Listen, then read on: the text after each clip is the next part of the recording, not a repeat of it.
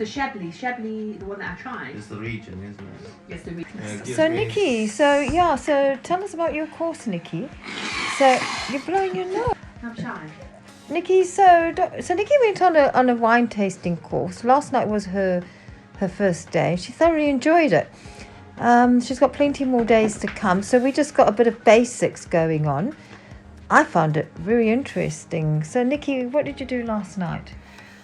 So last night was the first, as you said, and the lady does it by region, Hampshire wine tasting with her schoolers. So you get 6 wines. We did France, and you basically go from the probably the driest, I suppose, or if you want to call it dry, most acidic, to the sweeter. Yeah. And what did we learn? So it was mainly the white wines last night, wasn't it? White wine? No, it was French white wines we did. French white wine, folks. And so I learned that there's 11 shades of white wine. 11 shades. Of white wine in France. Yeah. Well, actually, I don't know. Actually, that's generally, not just France. Not 50 shades. And then I learned about the most northerly areas of France that produce wine. Yes. Are the drier, crisper wines, like a Sauvignon Blanc. And the southern parts that produce wine are more bold, aromatic and sweet, because the more sunshine equals the sweeter the wine. Right, okay. Kind of thing. The grapes, longer, get sweeter.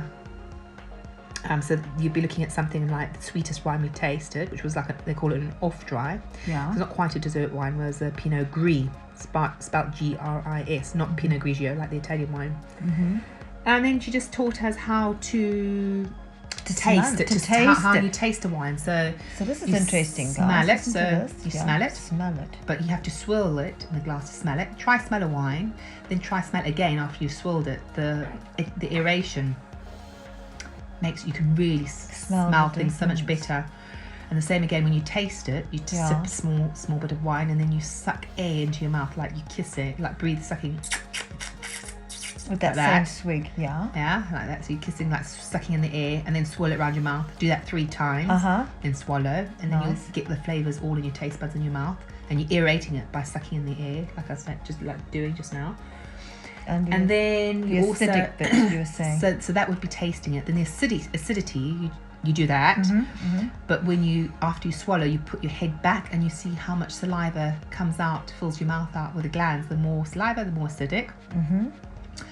And also you can test, as when you swallow, can you feel the warmth, how warm it is? The sweeter wines tend to be the warmer wines going down your chest, kind of down your...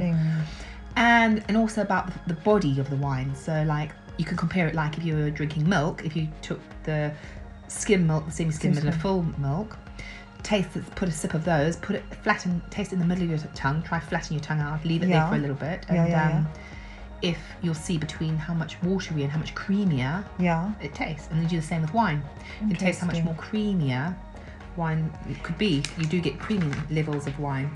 So it's interesting. So instead of shoving these things in and just gulping it, it's actually you need to taste it. Taste it and teaching us to actually taste things. That's it. Taste things and enjoy the quality. Taste, looking for the fruit, the smell, and the smell and taste of, with it more acidic wines will be more lemony, more grapefruit.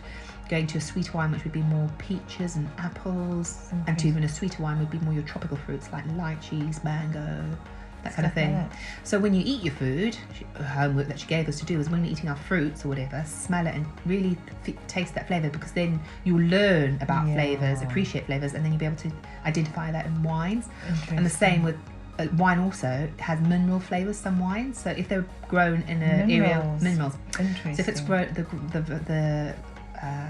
if it's grown in an area that is soil is mineral soil, like chalk and limestone, you'll taste that in the wine. So the Sauvignon Blanc that we tasted from France last night you could taste that mineral flavour. And she says, how you can taste it, go away and test your taste buds for minerals, is lick a piece of slate. Or you can go just lick the inside of the shell of an oyster, for example. Okay. I think so that makes you identify like that kind of flavour.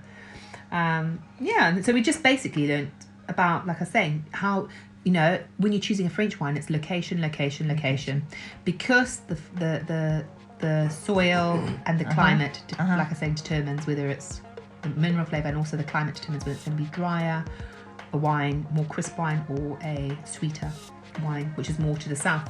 Interesting.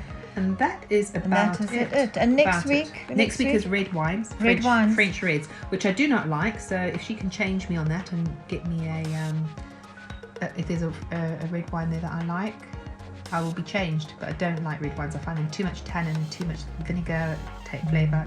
I've never found a good red wine that I like. Interesting. They might convert you. So tune in, guys, next week, and we'll hear about the red wine.